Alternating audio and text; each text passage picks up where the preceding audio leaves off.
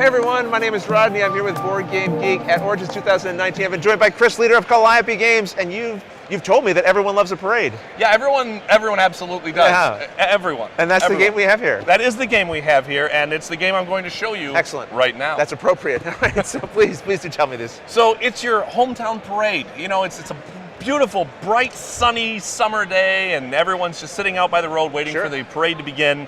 So what we are is float decorators who are going to be building the floats to make up this parade, and we're also going to be trying to wow the crowds. And as we know, people are fickle, their tastes will change, and we need to kind of ride that wave and see what we can do. Okay. So what we've done here is we've set up for the first round. Everyone gets one of these chassis cards, and you get 3 of these little floats in your color, and they're all different shapes so that you can kind of tell them apart by color.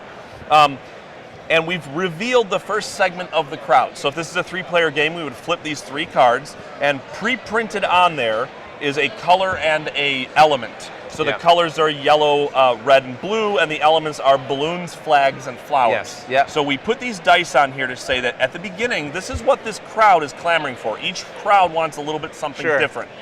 What we'll be doing during Give us balloons! Yes, give us balloons! Wants to see some yellow balloons so bad! Right, okay. So now this is the warehouse right here, where we're going to get the elements and things that we need to build our floats. So what we'll do is we'll take 3 turns per round to grab one of these cards and assign it to our float, and then choose if we want to perform the special action that's shown at the bottom.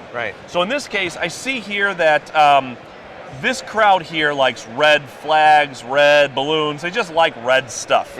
So maybe what I do is I choose to take these balloons that are red, and I add that to my float, and I immediately flip out another card.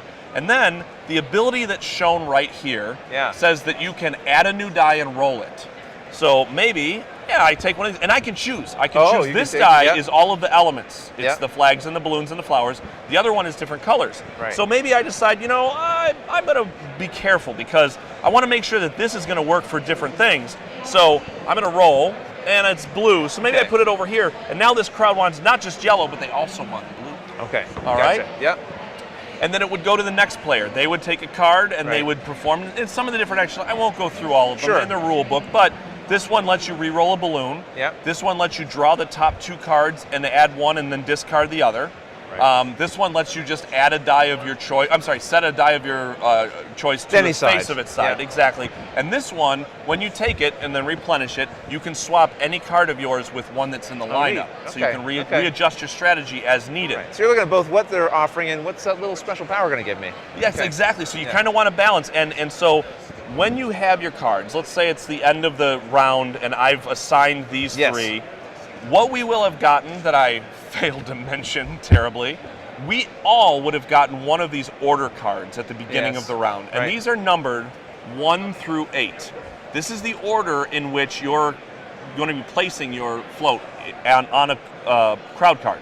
So in this case, let's say I had gotten 1 and you'd gotten 8. Once we've taken our different things, we all reveal our order card.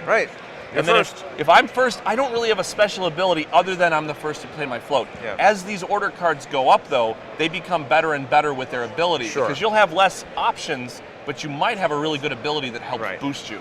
So in this case, I'm seeing that I've got a big variety of colors and a big variety of elements that I want to put in here. So if I chose to go here, I would get 4 points for the red, and I would get 4 points for the balloons because this card, this 4 points works for both of those things. I gotcha.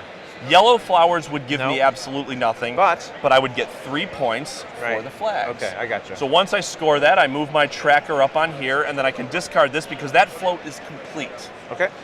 And now the next player in order would go, and so on and so forth. And every time you place these and you remove these, you'll end up with these floats on here.